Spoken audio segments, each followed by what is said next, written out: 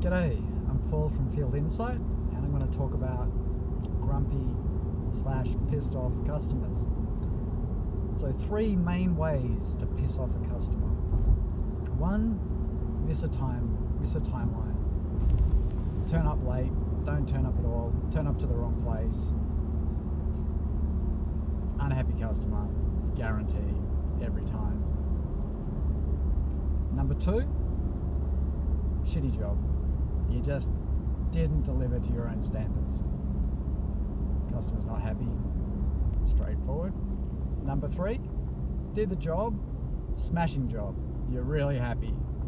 Talk to the customer's an unhappy camper. You going, what's wrong?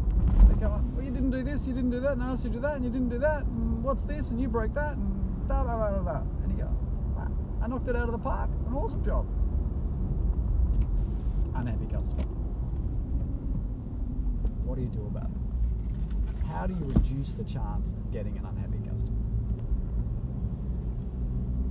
4 secrets. I'm going to tell you 3 of them. Next week I'm going to tell you 4. Right, so the first one, scheduling. Just nail your scheduling. Schedule a job in a time frame when your guy is going to be able to get there. Make sure they're not conflicted on another job. Make sure they're the right person with the right skill set. Make sure they're not on leave. Communication. Make sure the customer's there when you turn up. Give them an ETA message before you get there. Give the technician a reminder before they depart. That's pretty straightforward stuff, but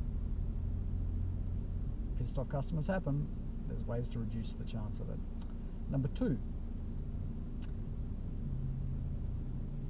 job quality. That's 2 things.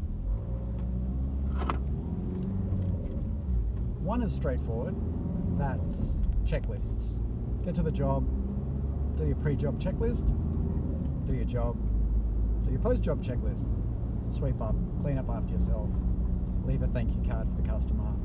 Just good customer service. The second part to that is culture, and culture's a bit trickier, but it comes down to working out what your values are, writing them down, sticking them on the wall, putting it into the contract for your guys who sign up to work with you. So walk them through it, induct them, tell them these are our values, represent those values yourself, make sure your senior guys pull up any values which aren't being adhered to by your junior guys, pull each other up on your values, just bloody go through them once a month and just say, look, these are our values. So that's a bit harder, it's a bit subtler, but quality comes from those 2 things. Thirdly, you've done the job, you've knocked it out of the park, customers come back and said, what the fuck? And you're like, what the fuck? Well, you don't say that back, but you're thinking, what the fuck back? You talk to the customer, they're saying, oh, what about this and this and this? You're saying, you didn't ask me to do that. And they're going, yes, I did. And what about this and this? You charged me this, you said you were going to charge me that. So how do you mitigate that? Pre-job photos, post-job photos, clear documentation of what you're going to do, send it to the customer, you probably do in a quote. Job steps, so you get interrupted on site, your tech adds a little note, got interrupted on site, they kicked us out for 2 hours.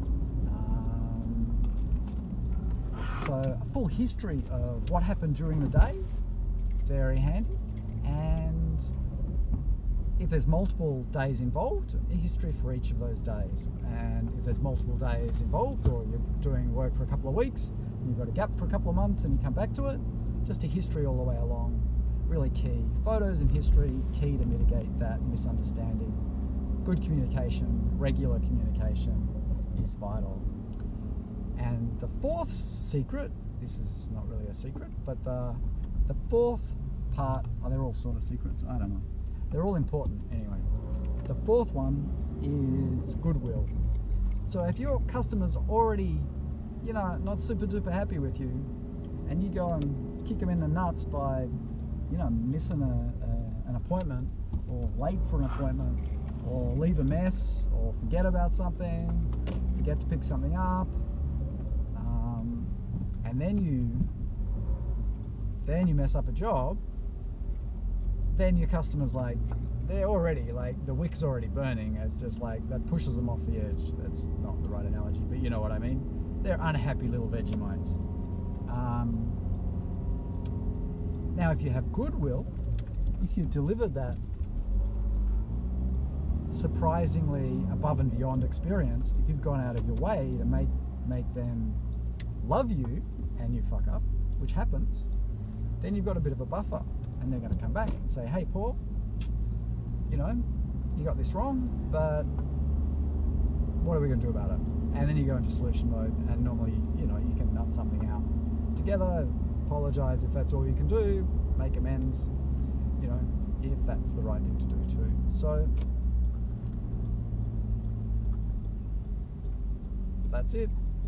Now there's some secret sauce to goodwill, and I will run through that next week. It's hot today. Have a good day.